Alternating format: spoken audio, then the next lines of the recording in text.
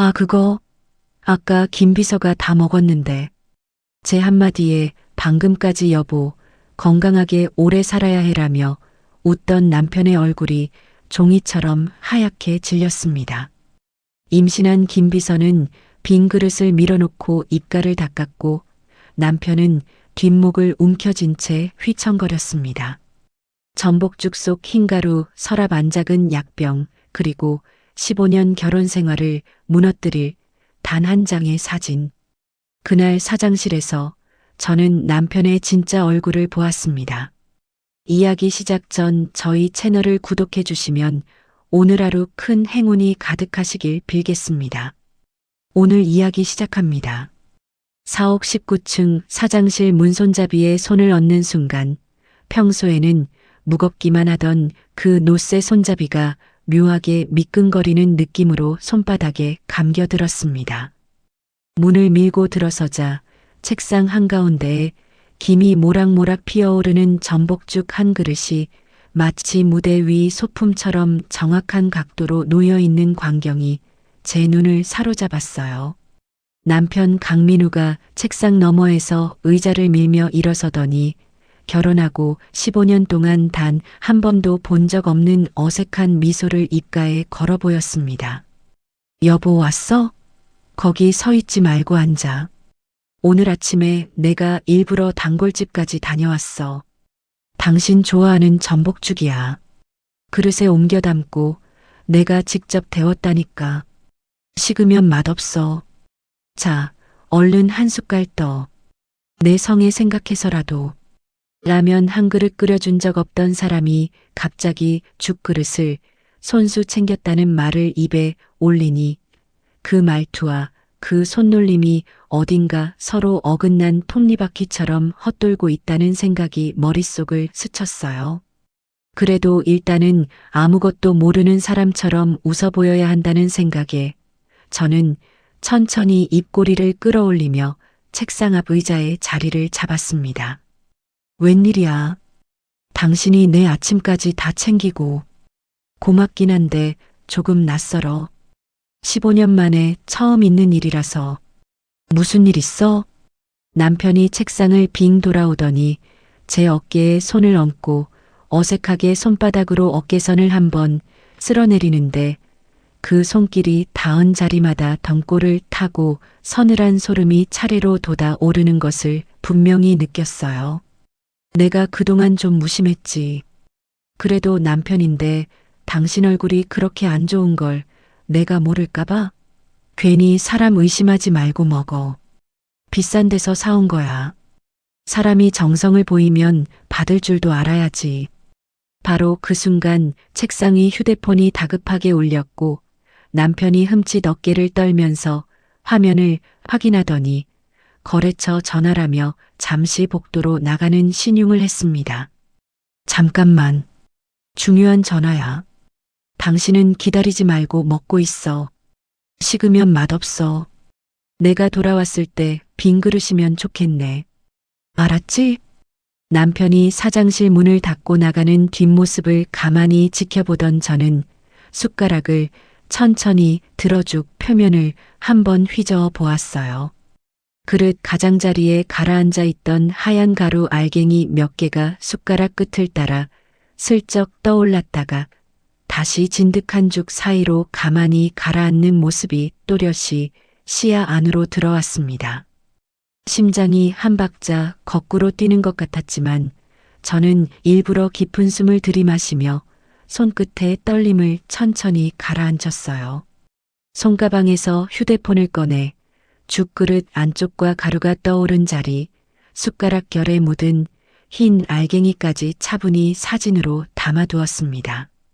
이어서 자리에서 일어나 책상 모서리 옆 서랍을 살짝 잡아당기니 라벨이 절반쯤 가려진 작은 약병 하나가 서류 더미 사이로 비스듬히 비쳐 보이는 것이 눈에 들어왔어요.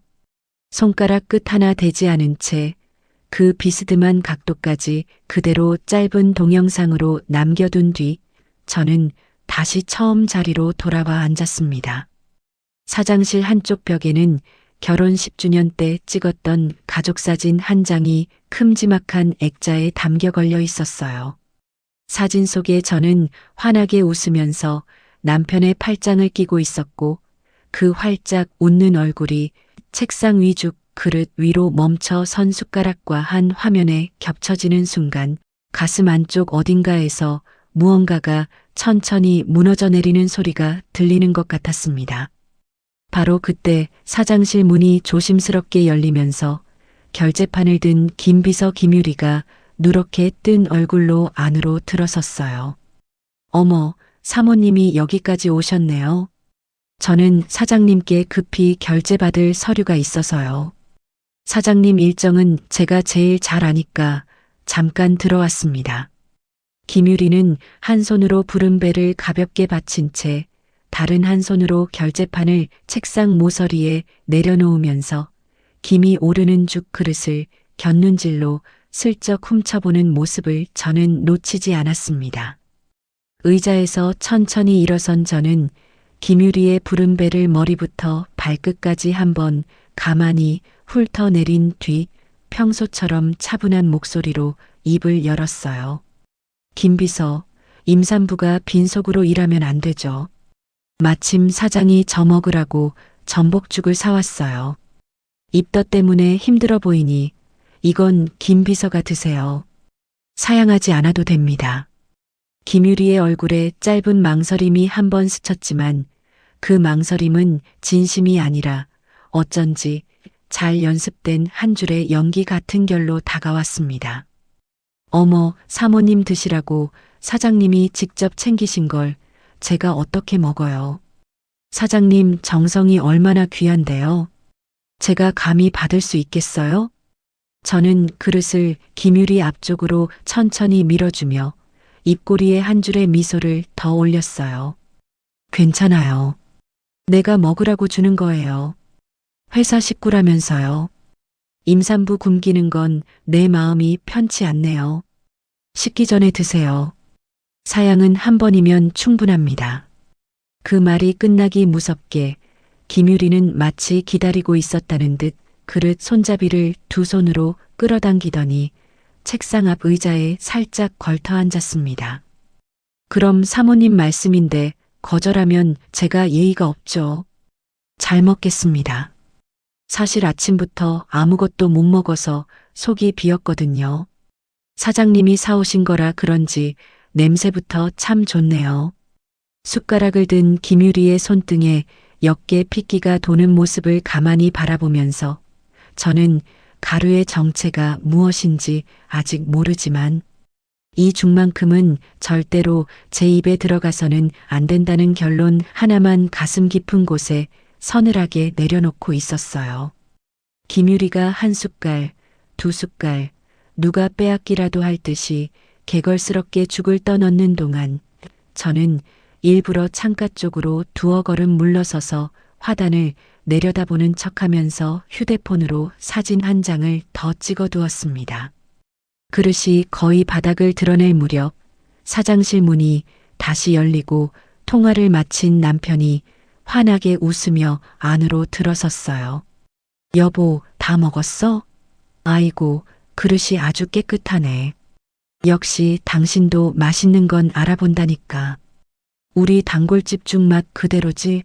몸이 좀 나아지는 것 같지? 남편은 빈 그릇을 발견하자마자 마치 묵은 숙제 하나를 끝낸 사람처럼 후련한 미소를 입가에 흘리면서 제 어깨를 가볍게 두드렸습니다. 역시 우리 여보야. 내가 이렇게 챙겨주면 군말 없이 잘 먹어야지. 한 그릇 깨끗하게 비웠네. 그래, 여보. 건강하게 아주 오래오래 살아야 해. 꼭 그래야지. 알았어? 그 손길이 닿은 자리에 다시 한번 소름이 돋는 것을 느끼면서도 저는 표정 하나 흐트러뜨리지 않은 채 가만히 고개만 끄덕여 보였어요. 바로 그 순간 김유리가 입가에 묻은 죽 한 방울을 손등으로 닦아내면서 자랑하듯 끼어들었습니다. 사장님, 그 죽은 제가 먹었는데요. 사모님께서 임산부 굶으면 큰일 난다고 얼마나 다정하게 챙겨주시던지요. 제가 한 숟갈도 남기지 않고 다 비웠어요. 사모님이 주신 거라 그런가 아니면 사장님 정성 때문인가 아주 꿀맛이더라고요.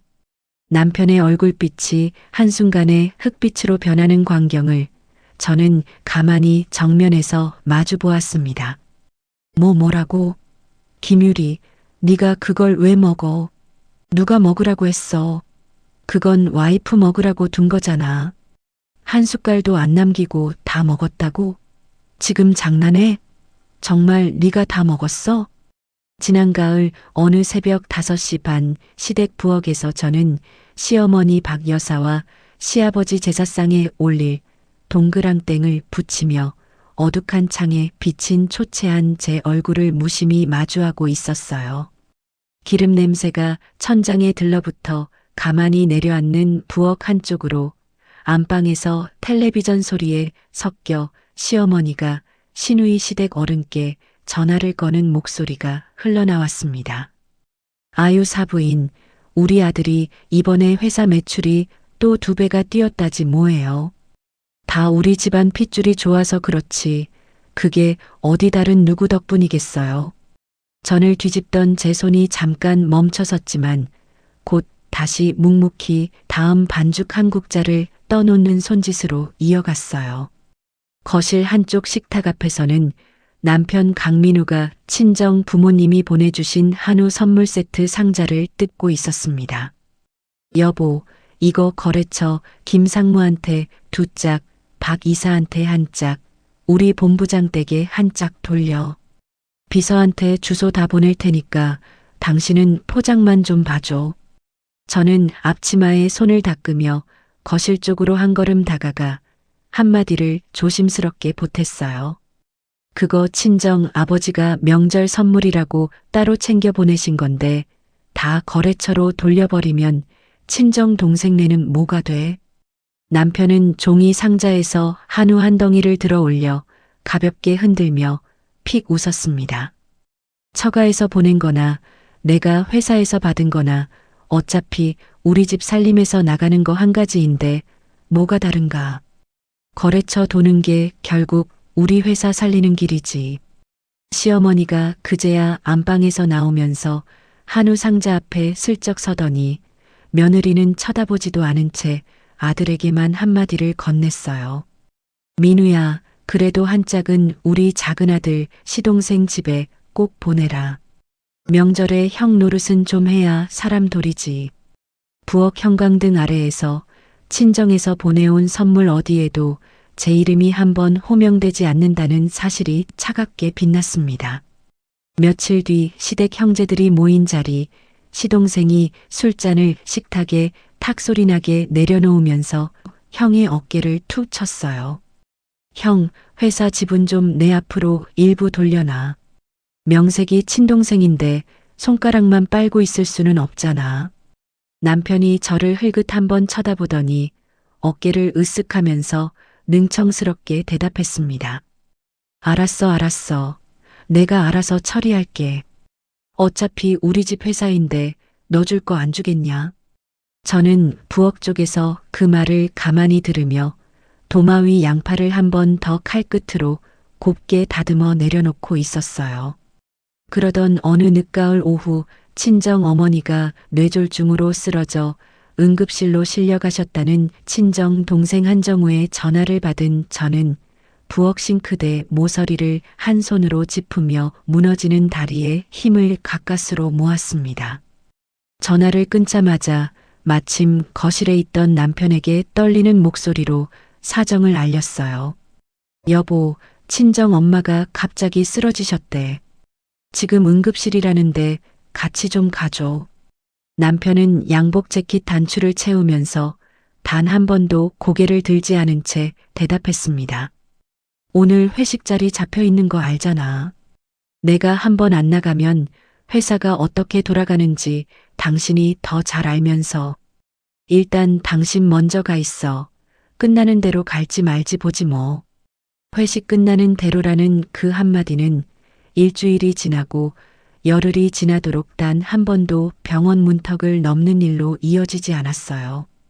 엄마 병상 옆 보조 침대에서 새우잠을 자고 그대로 출근한 어느 아침 회사 로비에서 저를 마주친 남편이 거래처 사장들 앞에서 위아래로 한번 훑어보더니 비웃듯 한마디를 던졌습니다.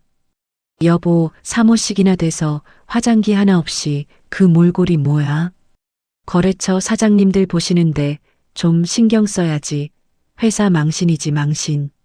옆에 서 있던 거래처 사장들이 어색한 웃음을 흘리는 동안 저는 양쪽 입꼬리를 가까스로 끌어올려 인사를 건넸어요. 집으로 돌아온 그 밤 친정 어머니의 병원비 명세서를 식탁 위에 가만히 올려놓자 시어머니가 안방에서 나오면서 그릇장 문을 일부러 큰 소리로 쾅 하고 닫았습니다. 친정일은 친정에서 알아서 해야지. 왜 우리 집 식탁에다 그런 종이 쪼가리를 올려놔. 우리 아들 사업하는 거 모르는 사람도 아니고 보태달라고 들이미는 거야 뭐야. 저는 명세서를 다시 두 손으로 가지런히 접어 가방 안쪽에 밀어 넣으면서 입술 안쪽을 한번 지그시 깨물었어요.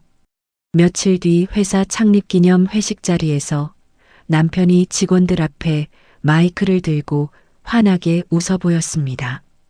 우리 집사람 사모님 대접 같은 거 하지 말고 그냥 우리 직원들이랑 똑같이 편하게 대해줘. 집에서나 사모지 회사 와서까지 사모 노릇하면 다들 불편하잖아. 그렇지. 직원들이 어색하게 박수를 치는 가운데 비서실 김유리가 옆 테이블에서 입꼬리를 살짝 비틀며 웃는 모습이 가슴 한복판에 박혀 들어왔어요.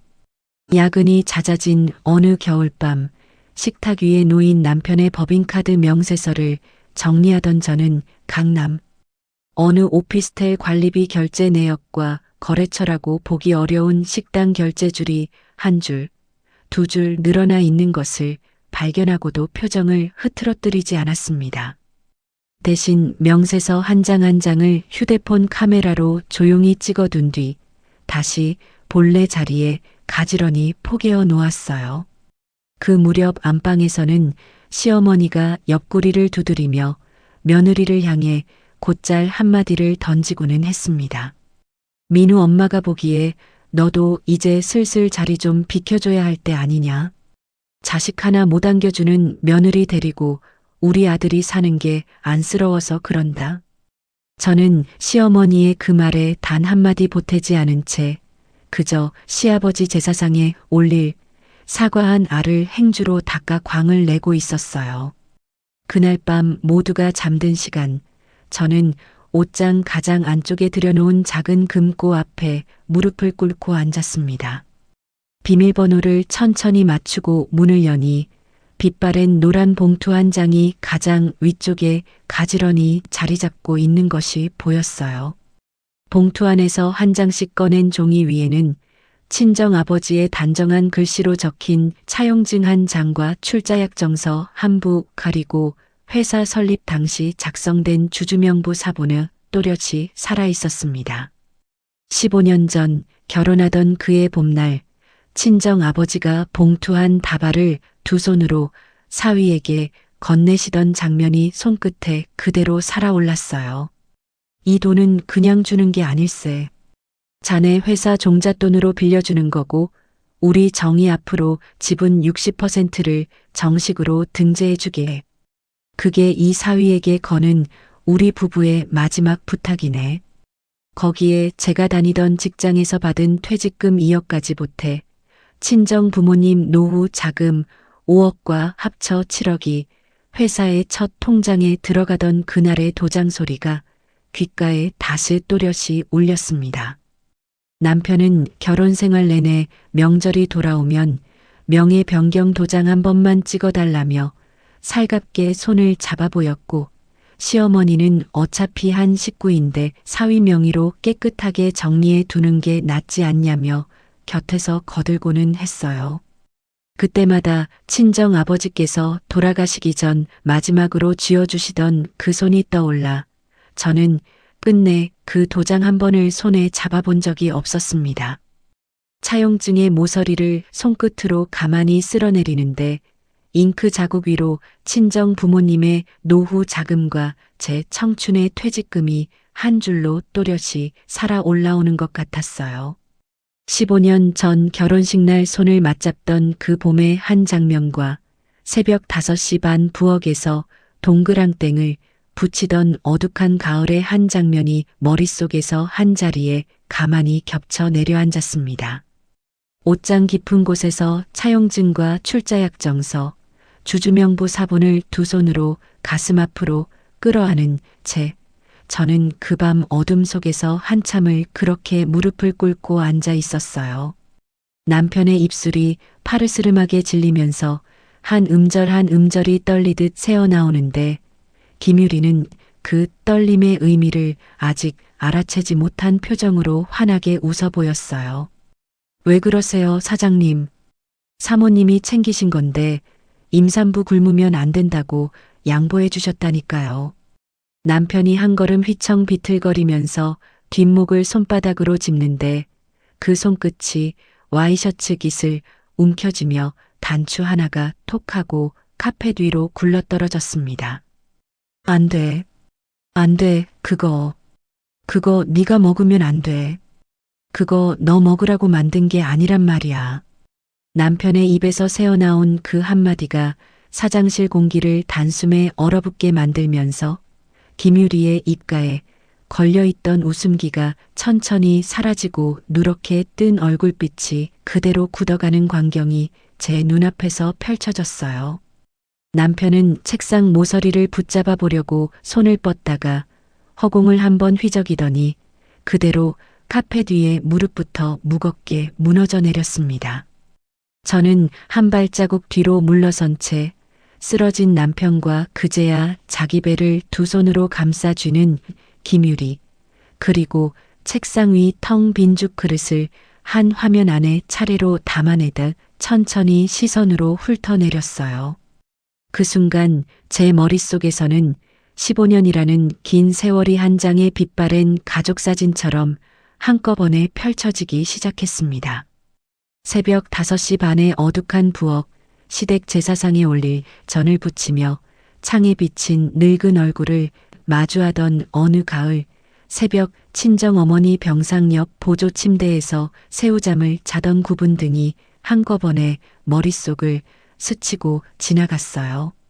그리고 그 모든 장면의 가장 안쪽에 옷장 깊숙한 곳 금고 안에 단단히 묶인 채 잠들어 있는 차용증 한 장과 출자약정서, 주주명부 사본 한 묶음의 묵직한 무게가 가만히 자리 잡고 있었습니다. 회사 창립 기념일 행사장에 들어서던 저는 입구에서부터 우아한 자줏빛 한복을 차려입고 손님을 맞이하던 김유리와 정면으로 마주쳤어요. 김유리는 행사 안내판을 한 손으로 가볍게 받친 채 활짝 웃어 보이며 한 걸음 다가왔습니다. 사모님, 오늘 자리는 따로 정해져 있어서요. 사장님 옆자리는 거래처 회장님들 모시는 자리라 사모님 자리는 저쪽 끝 테이블로 모셔두었습니다.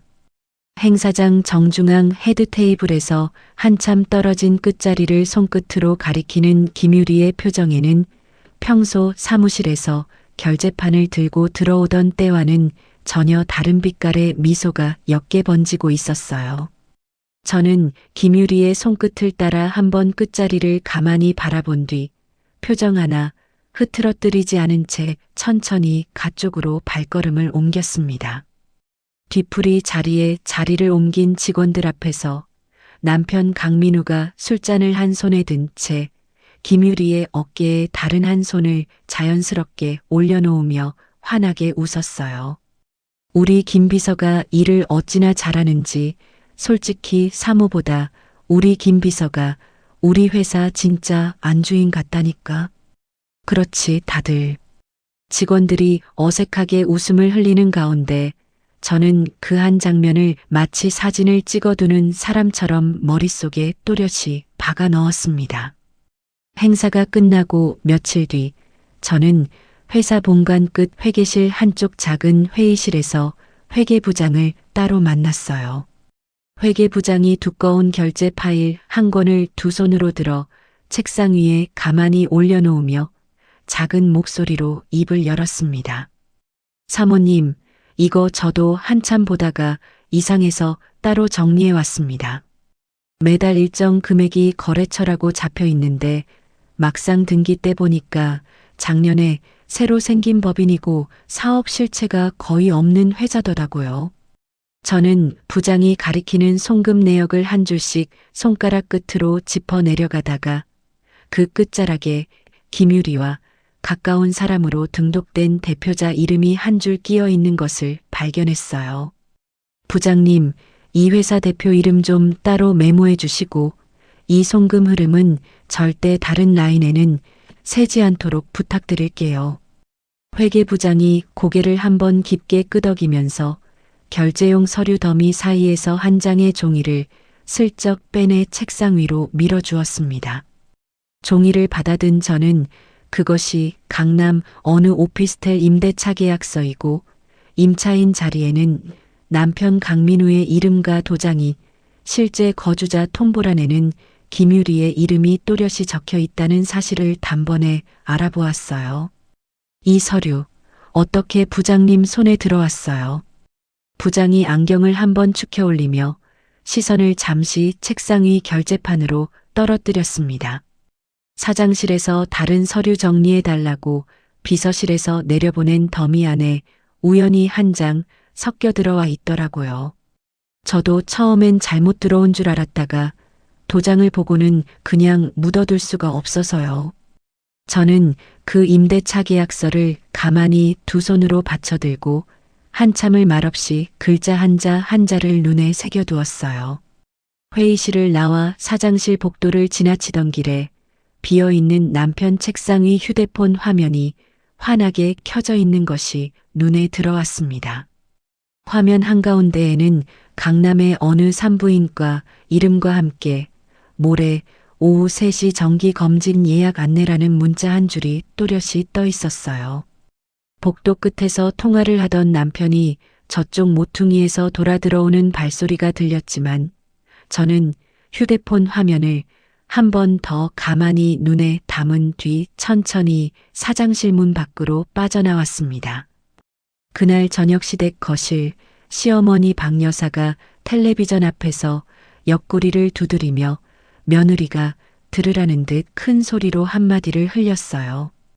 우리 민우가 결혼 잘못해서 대가 끊길 뻔한 거 생각하면 지금도 자다가 벌떡벌떡 일어난다. 손주만 안겨준다면 어느 집 여자든 어떤 여자든 우리 집 사람으로 받아줄 거다 내가. 거실 한쪽에서 사과를 깎고 있던 저는 칼끝을 사과 결 위에 가만히 멈춰 세운 채 단 한마디도 보태지 않았습니다. 그 다음날 오후 회사 로비로 친정 동생 한정우가 단정한 양복 차림으로 찾아왔어요. 정우가 비서실을 지나 사장실 문 앞까지 곧장 걸어 들어오자 남편이 자리에서 천천히 일어서며 미간을 좁혔습니다. 처남 어쩐 일이야. 미리 연락이나 좀 주고 오지. 정우는 사장실 책상 앞에 두 발로 단단히 서서 형의 눈을 똑바로 바라보며 입을 열었어요. 매형, 누나 회사 지분이 지금 어떻게 정리돼 있는지 좀 봐야겠어. 우리 어머니가 병석에 누우신 마당에 우리 집 7억이 어디서 어떻게 굴러가는지는 동생 된 입장에서 알아둬야 하지 않겠어. 남편은 책상을 한번 손바닥으로 가볍게 내려치더니 입꼬리를 비틀며 비웃듯 한마디를 던졌습니다. 처남이 끼어들 자리가 아닌데. 부부 사이 일에 친정 식구가 회사까지 와서 따지는 건 그건 도리에 어긋난 거지. 그만 돌아가지. 정우의 양 어깨가 한번 들썩였지만 그 자리에서는 끝내 말을 더 잇지 못한 채 사장실 문이 등 뒤에서 닫히는 소리만 듣고 돌아서야 했어요. 그 밤 회계부장과 함께 다시 만난 자리에서 저는 등기부와 주주명부, 출자약정서를 한 줄씩 대조하며 손끝으로 짚어 내려갔습니다. 부장님, 그러니까 15년 전에 등재된 제 지분 60%가 그동안 한 번의 증자 과정에서도 단 한 차례도 희석되지 않고 그대로 살아있다는 거 맞죠? 부장이 결제 도장을 한번 톡톡 두드리며 차분한 목소리로 답했어요. 그렇습니다, 사모님. 사장님이 명예 변경 시도하셨던 흔적은 몇 번 있었는데 사모님 서명이 들어가지 않아서 매번 무산됐고요. 등기상으로는 사모님이 단독 60% 주주, 그건 흔들리지 않습니다. 회사를 나오던 길에 평소 단골로 다니던 한정식 집에 잠시 들렀더니 주인 아주머니가 반갑게 손을 잡으며 무심코 한마디를 흘렸습니다. 사모님, 며칠 전에 사장님이 젊은 새색시 같은 분이랑 둘이서 오셨더라고. 어찌나 사이가 좋아 보이시던지 우리 사모님 친정 조카쯤 되시나 했네. 저는 표정 하나 바꾸지 않은 채 평소처럼 환하게 웃으며 계산을 마치고 가게 문을 나섰어요. 집으로 돌아온 그 밤 남편이 식탁 너머로 두꺼운 서류 한 묶음을 슬쩍 밀어보냈습니다. 여보, 회사 명의로 된 부동산 몇 개랑 통장 정리를 좀 깔끔하게 하려는데 당신 도장만 한번 찍어주면 돼. 단독 명의로 정리해두면 세무 처리도 훨씬 깔끔하고 우리 둘 다 편해. 저는 그 서류를 두 손으로 가만히 들어 한 장 한 장 천천히 들춰보다가 다시 가지런히 모아 한번 깊게 접어 옆에 놓인 가방 안쪽에 조용히 밀어 넣었어요. 오늘은 머리가 좀 무겁네. 내가 며칠만 더 살펴보고 그때 도장 얘기는 다시 해. 남편의 입꼬리에 옅은 경련이 한번 스치는 모습을 저는 식탁 너머에서 가만히 정면으로 마주 보았습니다. 다음 날 아침 출근길, 저는 평소 알고 지내던 변호사 한 분을 통해 받아둔 명함 한 장을 손가방 안쪽 주머니에서 꺼내 손끝으로 가만히 매만졌어요.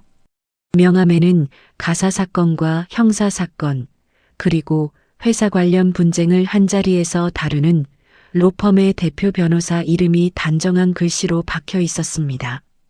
저는 휴대폰 통화 목록에서 그 변호사의 직통 번호를 손끝으로 가만히 눌러 비밀리에 첫 자문 일정을 잡는 음성을 또렷한 목소리로 남겼어요. 변호사님, 한정희입니다. 다른 사람 모르게 단독으로 한번 뵙고 싶은 일이 있어서요. 가능하면 이번 주 안에 시간 한번 내주실 수 있을까요? 전화를 끊고 가방 안쪽 깊숙이 임대차 계약서와 송금 명세, 산부인과 문자 화면을 찍은 휴대폰을 손등으로 한번 가만히 쓸어내리며 저는 회사 정문을 향해 천천히 걸음을 옮겼습니다. 머릿속을 한꺼번에 스치고 지나간 15년의 장면들이 차례로 가라앉으면서 저는 다시 카페 뒤에 무너져 내린 남편의 가쁜 숨소리 앞으로 돌아왔어요. 남편의 입가에 옅은 거품이 흰띠처럼 번져 있고 한쪽 손이 와이셔츠 깃을 움켜쥔 채 발끝이 카페 뒤에서 미세하게 떨리는 광경이 또렷한 화면처럼 시야에 들어왔습니다. 저는 그 자리에서 정확히 한 발자국 뒤로 물러서서 손가방에서 휴대폰을 꺼내 갤러리 화면을 가만히 열어보았어요. 조금 전 죽그릇 위에 떠올랐던 흰가루 알갱이의 결과 책상 서랍 안쪽에 비스듬히 비치던 작은 약병의 라벨까지 모든 사진이 한 장 한 장 또렷한 모양으로 자리 잡고 있었습니다. 바로 그 순간 김유리가 책상 모서리를 두 손으로 와락 움켜쥐며 한쪽 다리를 휘청 비틀거리더니 그 자리에서 풀썩 주저앉았어요. 사모님, 갑자기 배가 너무 아파요. 어떻게 좀 해주세요. 김유리의 누런 얼굴 위로 굵은 식은땀이 두꺼운 띠처럼 흘러내리고 두 손이 부른 배를 감싸쥔 채 떨리는 모습을 저는 가만히 정면에서 바라보았습니다. 휴대폰 화면을 끄지 않은 채로 사장실 문을 열고 복도 쪽을 향해 또렷한 목소리로 한마디를 던졌어요. 비서실, 거기 누구든 빨리 119 부르고 동시에 112도 같이 불러요. 한 사람이 119, 한 사람이 112, 따로따로 전화 거세요. 복도 쪽에서 누군가 짧은 비명을 흘리며 황급히 수화기를 드는 소리가 들렸고 저는 다시 사장실 안쪽으로 발걸음을 돌렸습니다. 책상 옆 서랍이 조금 전 한번 들춰진 충격으로 살짝 흔들렸는지 작은 약병 하나가 서랍 안쪽에서 굴러나와 카페 뒤에 모로 누워 있었어요. 저는 가방 안쪽에서 깨끗한 손수건 한 장을 꺼내 약병의 손가락 끝 하나 닿지 않도록 손수건으로 가만히 감싸 책상 위 한쪽 안전한 자리에 올려놓았습니다. 약병 라벨에는 또렷이 적힌 영문약어와 함께 임산부 사용 금지를 뜻하는 작은 표시가 박혀 있었어요. 휴대폰 검색창에 그 영문약어를 한 줄 입력해 보니 임신부에게 치명적인 유산을 일으키고 심장에 무리를 준다는 설명이 한 줄, 두 줄 화면에 떠올랐습니다. 가슴 안쪽 깊은 곳으로 차가운 무엇이 한번 또렷이 가라앉는 것을 느끼면서도 저는 손끝의 떨림을 가까스로 다잡았어요. 이어 사장실 천장 모서리에 작게 박혀 있는 폐쇄회로 카메라의 위치를 한번 눈으로 확인한 뒤 비서실 책임자에게 다시 한마디를 또렷이 던졌습니다. 오늘 새벽 출근 시간대부터 지금까지 사장실 안팎의 폐쇄회로 영상 한 컷도 빠짐없이 보존 요청서 바로 작성해 주세요. 임의로 삭제되지 않도록 관리실에도 따로 전화 넣고요. 책임자가 손을 한번 떨면서 알겠다는 짧은 대답을 흘리는 동안 카페 뒤에 주저앉은 김유리가 두 손으로 휴대폰을 들어 누군가에게 도움을 청하려다 그대로 옆으로 기울어 떨어뜨렸어요. 김유리의 휴대폰이 카페 뒤에 내려앉으며 화면이 다시 환하게 켜지는 그 짧은 순간 화면 가장 위쪽에 떠 있는 한 줄의 문자 메시지가 저의 시야 안으로 또렷이 들어왔습니다. 오늘은 점심같이 못 먹어. 사모가 일찍 왔어. 알지. 발신인 자리에는 다름 아닌 남편 강민우의 이름이 또렷이 박혀 있었고 발송 시간은 남편이 거래처 전화를 받으러 복도로 나갔다고 말하던 바로 그 시간대였어요. 저는 그 화면을 손끝 하나 대지 않은 채 휴대폰 카메라로 한 장 또렷이 찍어두었습니다. 들것을 든 응급구조사들이 사장실 안으로 뛰어들어오는 동안 김유리는 끝까지 자신이 왜 이렇게 무너졌는지 알아채지 못하는 표정으로 천장을 멍하니 올려다보고 있었어요. 사모님, 저 왜 이래요? 제가 뭘 잘못 먹은 거예요? 그 죽이 잘못된 거였어요. 김유리의 떨리는 목소리에 어떤 한마디도 보태지 않은 채 저는 환자의 호흡을 살피던 구조사 쪽으로 책상 위 약병을 손수건째 가만히 내밀었습니다. 이거 환자가 먹은 주간에 들어있었을 가능성이 높은 약입니다. 응급실에서 꼭 함께 확인해 주세요.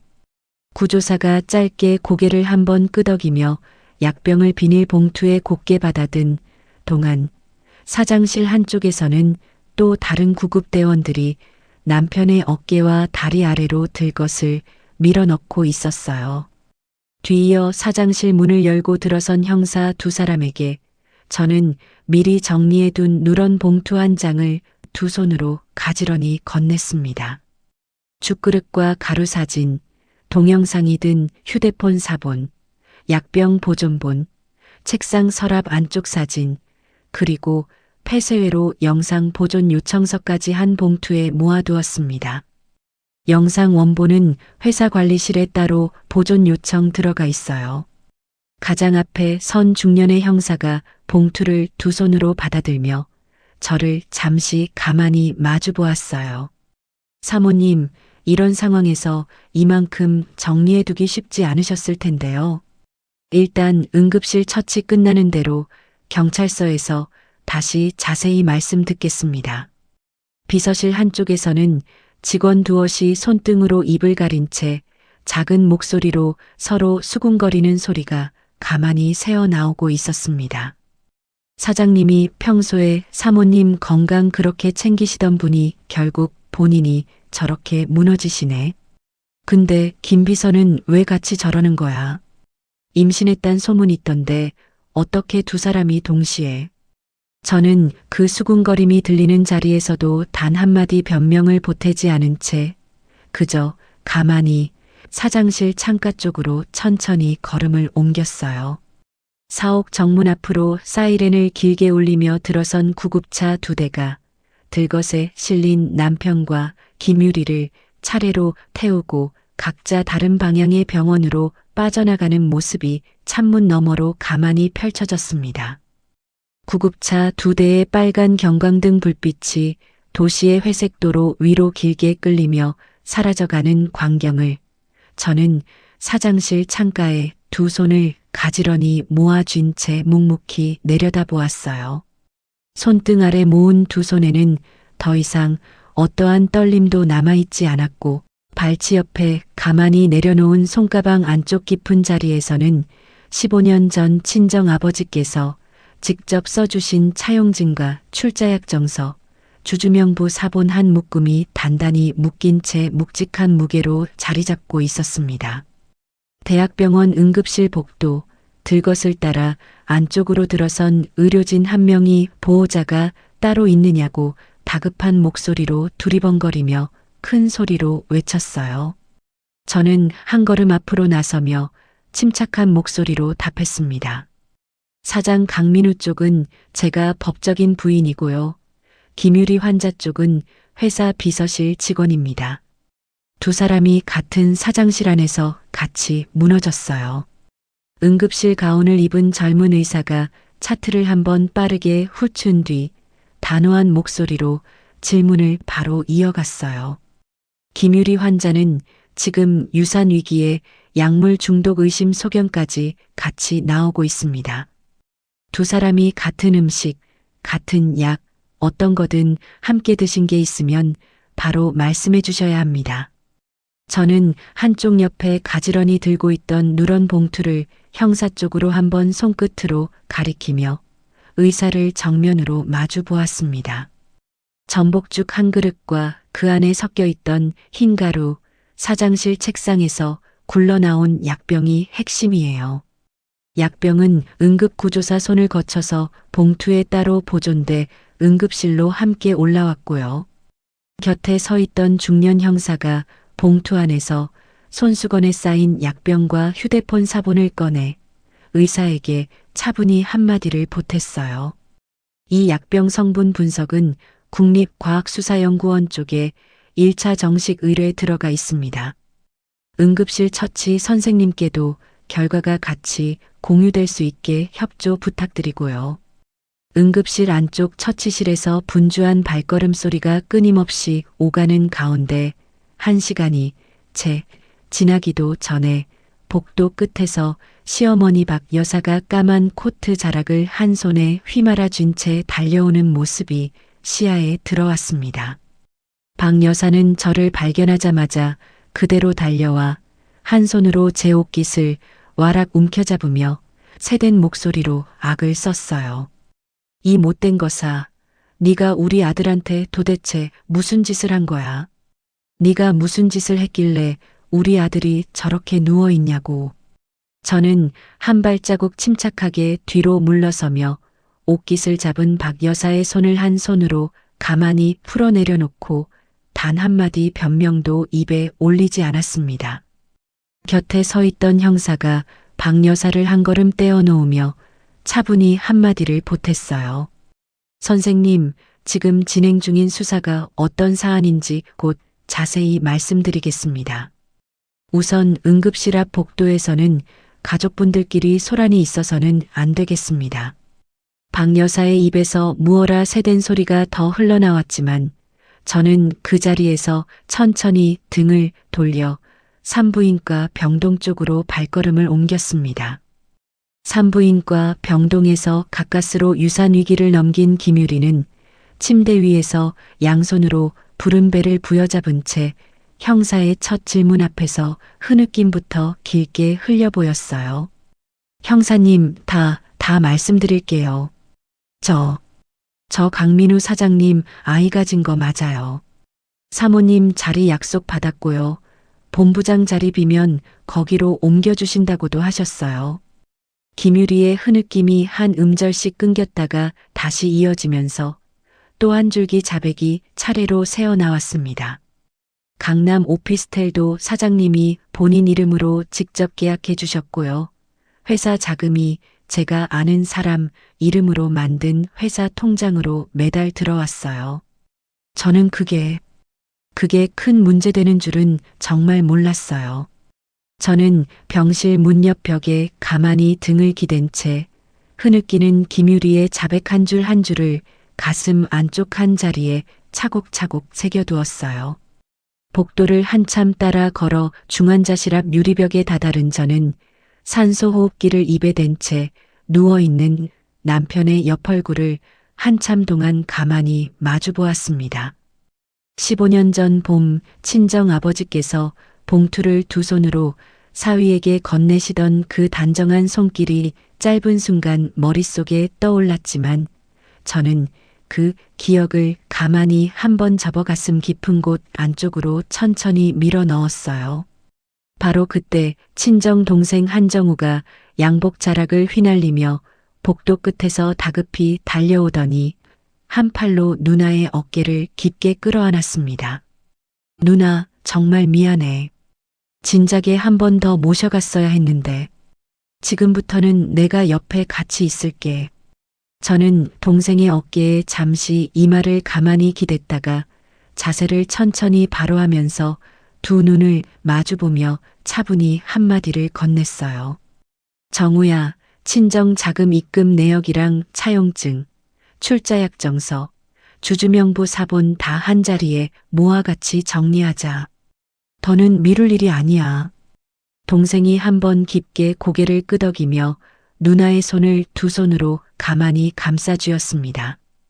경찰서 조사실로 자리를 옮긴 그날 저녁, 저는 미리 한 봉투씩 따로 정리해 둔 자료를 책상 위에 차례대로 가지런히 올려놓았어요. 법인카드 명세서 사본, 김유리 명의의 오피스텔 임대차 계약서, 산부인과 진료 예약 문자 화면 사진, 죽, 그릇과 가루 사진, 사장실 폐쇄회로 영상, 약병. 1차 감정서가 한 줄로 정리된 책상을 마주보며 맞은편 형사가 한 번 길게 한숨을 내쉬었습니다. 사모님, 이대로라면 단순 횡령 사안 정도가 아니라 살인미수 혐의까지 충분히 다툴 수 있는 그림이에요. 오늘 밤 안으로 검찰 쪽에 구속영장 청구도 검토하겠습니다. 조사실 문이 한 번 열리며 박 여사가 가까스로 보호자 자격으로 안내를 받아 한쪽 의자에 앉으면서 며느리의 손을 두 손으로 가만히 잡으려 했어요. 얘야, 우리 집안 명의 한 번만, 딱 한 번만 덮어다오. 가문이 어떻게 되는지 너도 알면서 우리 민우가 그래도 내 남편 아니냐. 저는 박 여사의 두 손을 한 손으로 가만히 풀어내려놓고 자리에서 천천히 일어섰습니다. 그날 밤 변호사로부터 아들의 살인미수 혐의 구속영장이 정식으로 청구됐다는 연락을 받은 박 여사가 결혼 15년 만에 처음으로 며느리에게 직접 전화를 걸어와 떨리는 목소리로 매달리기 시작했어요. 얘야, 정이야, 한 번만 살려주라. 우리 집안 명예가 한 번에 다 무너지게 생겼다. 어떻게 며느리가 시댁 가문을 이렇게 해. 저는 그 떨리는 목소리에 단 한마디 답도 보태지 않은 채 가만히 통화 종료 버튼을 손끝으로 눌렀습니다. 병원 로비를 빠져나오는 저의 손가방 안쪽에는 친정 아버지가 15년 전에 직접 쓰신 차용증과 출자약정서, 주주명부 사본이 단단히 묶인 채 15년의 빚을 받아낼 청구서처럼 묵직한 무게로 자리 잡고 있었어요. 다음 날 아침 종로에 자리한 로펌 회의실 한가운데 긴 원목 테이블 위로 저는 누런 봉투에 매듭을 가만히 풀어 헤쳤어요. 봉투 안쪽에서 한 장씩 꺼낸 차용증과 출자약정서, 주주명부 사본, 그리고 친정 자금 7억의 입금 내역 사본이 한 줄로 가지런히 펼쳐졌습니다. 맞은편에 앉은 대표 변호사가 안경을 한번 축혀 올리며 한 장씩 손끝으로 차근차근 짚어 내려갔어요. 한정희 사모님, 이거 사실상 등기상 단독 60% 주주가 정확히 사모님 본인이세요. 남편 강민우 대표가 구속 기소된 상황이라 직무 수행이 불가능해진 만큼 60% 지분권자 자격으로 임시주주총회 소집을 바로 청구하실 수 있습니다. 저는 한번 깊게 숨을 들이마신 뒤 차분히 두 손을 테이블 위에 가지런히 모으며 단정한 목소리로 답했습니다. 그럼 바로 청구해 주세요. 한 주도 그냥 흘려보내지 않겠습니다. 며칠 뒤 회사 1층 게시판에는 60% 지분권자 한정희의 이름으로 임시주주총회 소집을 알리는 통지서 한 장이 가지런히 붙었어요. 통지서를 마주본 직원 두엇이 손등으로 입을 가린 채 작은 목소리로 서로 한마디씩 흘렸습니다. 사모님이, 우리 사모님이 원래부터 60% 주주셨다네. 사장님 회사인 줄로만 알고 있었는데 진짜 주인은 사모님이셨던 거야. 총회 당일 회의실 상석 한쪽에 자리한 저는 60% 지분권자 자격으로 남편의 대표이사 해임 결의안을 안건으로 제출했고 안건은 큰 이견 없이 그 자리에서 가결됐어요.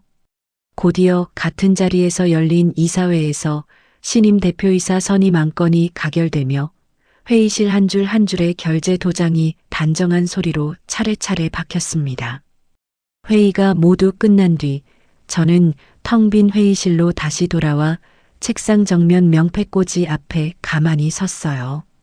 그 자리에 놓여있던 강민우 대표이사라는 이름의 명패를 두 손으로 천천히 들어 올려 한쪽 옆 책상 모서리 위에 가만히 내려놓고 새로 새겨진 한정희 대표이사 명패를 두 손으로 가지런히 전면에 올렸습니다. 15년 동안 새벽 5시 반 부엌에 서던 제 자신과 그 자리에 오늘 명패를 올리는 제 자신이 한 번에 가만히 겹쳐 내려앉는 것을 느꼈어요. 며칠 뒤 점심나절 회사 로비 한복판으로 시동생과 시누이가 큰 목소리를 흩뿌리며 몰려들어왔습니다. 형수 어디 있어? 가족끼리 합의로 풀자고 어떻게 시동생들이랑 한마디 상의도 없이 형을 그냥 쳐내? 새언니, 우리 한 번만 만나서 얘기 좀 합시다. 그래도 우리가 한 식구잖아요, 한 식구. 저는 회의실 유리창 너머로 그 광경을 한번 가만히 내려다본 뒤 경비실 책임자에게 단정한 목소리로 한마디를 전했어요. 두 분, 오늘부터 회사 출입금지로 정식 등록해 주세요. 회사 일에 가족이라는 명목으로 더 이상 한 발자국도 들이지 않습니다. 경비실 직원들이 두 사람을 정중하게 막아 세우는 사이 시누이는 끝까지 새언니라는 말을 외치며 끌려나갔지만 저는 끝내 그 자리로 한 걸음도 내려서지 않았습니다. 그 다음날 오후 시어머니 박 여사가 대표이사실 문 앞으로 직접 찾아와 들어서자마자 카펫 위로 그대로 무릎을 꿇어 보였어요. 얘야 정희야 한 번만 봐다오. 너 새벽마다 부엌에서 전 부친 그 정성 내가 다 알고 있다. 내가 다 알고 있으니까 한 번만 우리 민우 한 번만 살려다오. 저는 무릎을 꿇은 박 여사의 두 손이 한참을 허공에서 떨리는 모습을 가만히 정면에서 마주 보았습니다. 새벽 5시 반에 어둑한 부엌, 어머님이 거실에서 안방으로 들어가시며 텔레비전 소리만 크게 올려두던 그 가을의 한 장면이 머릿속에 또렷이 떠올랐어요. 어머님, 그 새벽에 어머님은 단 한 번도 부엌으로 나와보지 않으셨어요. 오늘 그 무릎, 저는 받아들일 자격이 없습니다. 그만 일어나시지요. 박 여사의 입에서 한 번 깊은 흐느낌이 흘러나왔지만 저는 그 손을 외면한 채 자리에서 일어서서 대표이사실 문을 두 손으로 가만히 활짝 열어두었습니다. 같은 주 회계부장과 함께 회사 통장과 부동산 명의를 한 줄씩 정리해 내려가던 자리에서 부장이 결제판을 한번 가볍게 짚으며 작은 목소리로 입을 열었어요. 사모님, 아니 대표님. 지난번 말씀드린 그 정체불명 신생법인 말입니다. 등기상 대표는 그대로 차명이지만 자금 흐름을 한 단계 더 따라가 보니 실질 소유주는 김유리로 정리되더라고요. 강남 오피스텔과 차량 2대, 그리고 매달 빠져나간 회사 자금까지 전부 거기로 흘러갔습니다.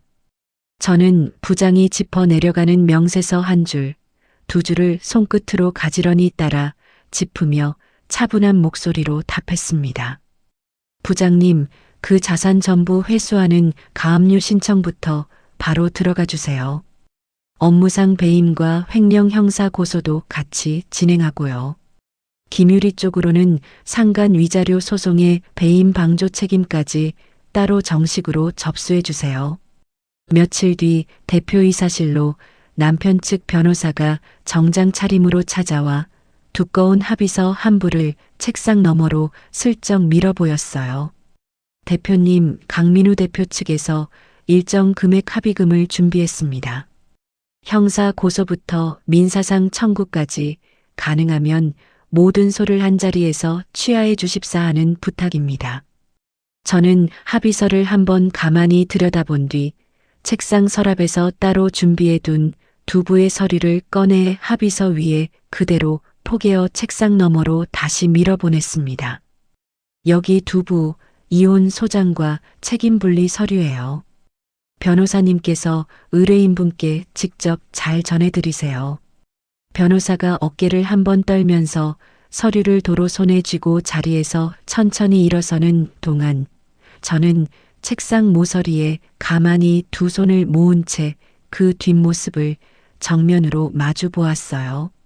해질 무렵 퇴근길, 회사 로비를 가로질러 정문 쪽으로 걸음을 옮기는 저의 양옆으로 직원들이 한 명씩 차례로 고개를 깊게 숙여 인사를 건넸습니다. 저는 가방 안쪽에서 그날 새로 받아든 한정의 대표이사 명함 한 장을 손끝으로 가만히 꺼내들어 명함 위에 박힌 제 이름 석자를 손가락 끝으로 한번 천천히 매만져 보았어요. 그 밤 늦은 시간, 형사로부터 한 장의 사진이 짧은 문자와 함께 휴대폰 화면에 도착했습니다. 사장실 책상 위에 놓여있던 그 전복죽 그릇이 증거품 봉인 스티커가 깔끔하게 붙은 채 경찰서 보관함 한 칸에 가지런히 자리 잡고 있는 광경이 환한 형광등 불빛 아래에서 또렷이 한 화면 안에 담겨 있었어요. 저는 휴대폰을 가만히 책상 위에 내려놓고 대표이사실 창가로 천천히 걸어가 도시 위로 길게 번지는 노을의 진한 붉은빛을 한참 동안 가만히 마주 보았습니다. 선고 공판이 열리는 그날 아침, 법원 정문 앞으로 천천히 발걸음을 옮긴 저는 단정한 검정 정장의 단추를 가만히 정면으로 한번 매만져 보았어요. 법정 안으로 들어선 저는 방청석 맨 앞줄 가운데 자리에 2 손을 무릎 위에 가지런히 모은 채 단정히 자리를 잡았습니다. 곧이어 옆문이 열리며 회색 수의를 입은 남편 강민우가 양손에 손목 보호 장구를 찬 채 피고인석으로 천천히 들어섰어요.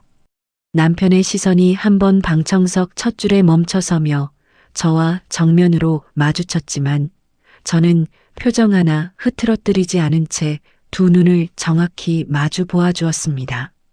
재판장이 서류 한 묶음을 손끝으로 한 장 한 장 짚어 내려가며 단정한 목소리로 한 줄씩 읽어갔어요.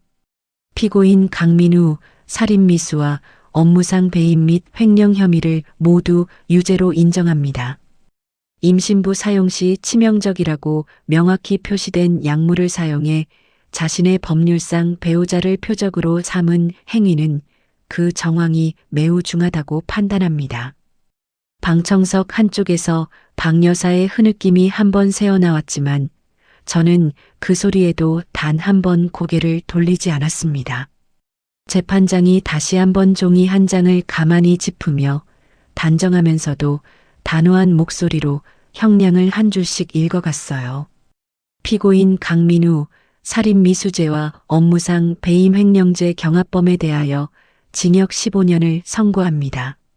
수의를 입은 남편의 어깨가 한번 무너지듯 앞으로 기울어졌고 다리에 힘이 풀린 듯 휘청거리는 모습을 곁에 교도관이 양옆에서 가만히 부축했습니다.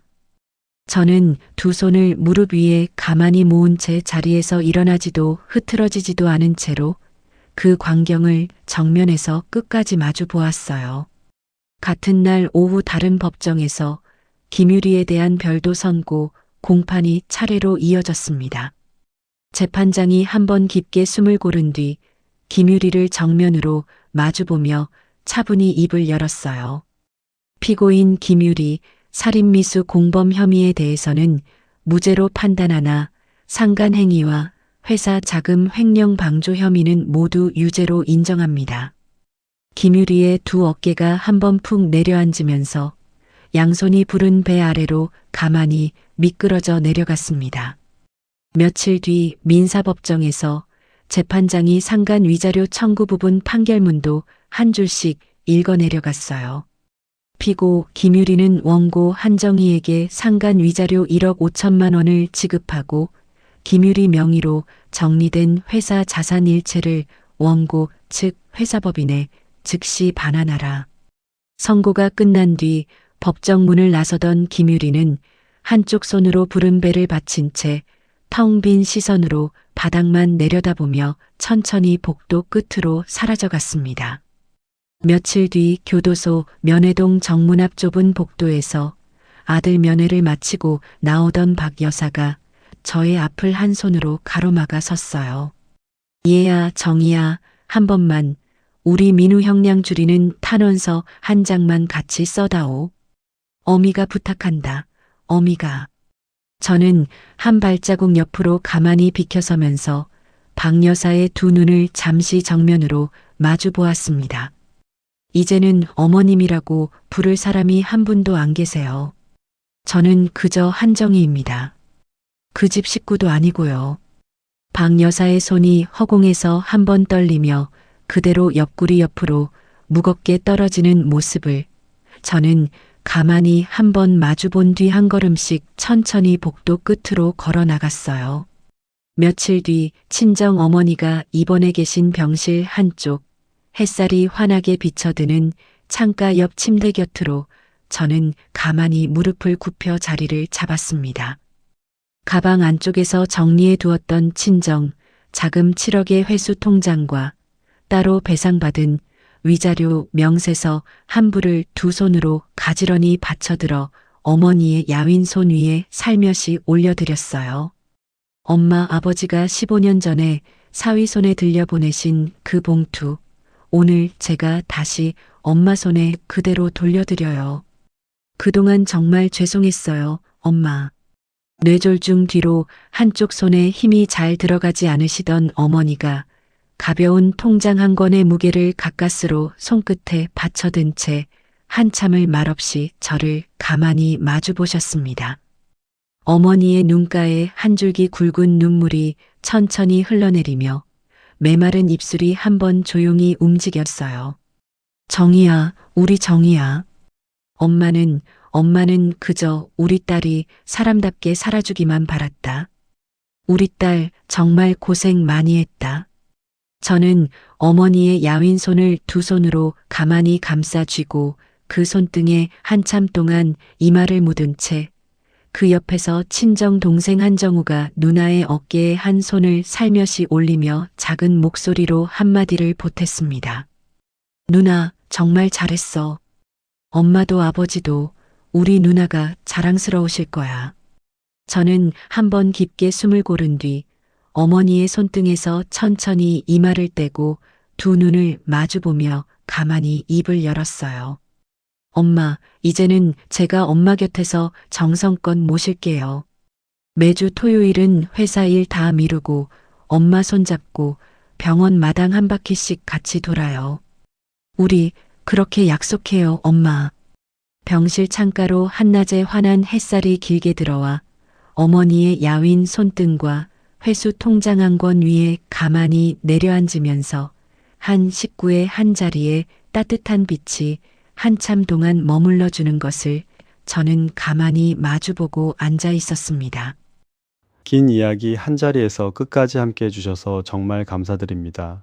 세상에는 새벽 5시 반에 어두운 부엌에 홀로 서본 사람만이 아는 외로움이 있고 그 외로움을 묵묵히 견뎌낸 손끝에는 반드시 자기 이름 석자를 다시 또렷이 새기는 날이 찾아옵니다. 참는 것만이 미덕은 아니고 때로는 끊어내는 것도 또 하나의 용기이며 사랑입니다. 오늘도 가족을 위해 묵묵히 한 끼를 차려내고 계신 모든 어머님들, 그동안 정말 애 많이 쓰셨습니다. 당신의 이름이 가장 빛나는 자리에 가지런히 놓이는 날이 꼭 오시기를 마음 깊이 응원합니다. 이야기를 끝까지 들어주셨다면 잘 들었다고 댓글 하나만 남겨주세요. 구독과 좋아요를 눌러주시는 모든 분들이 행복하시길 기원합니다.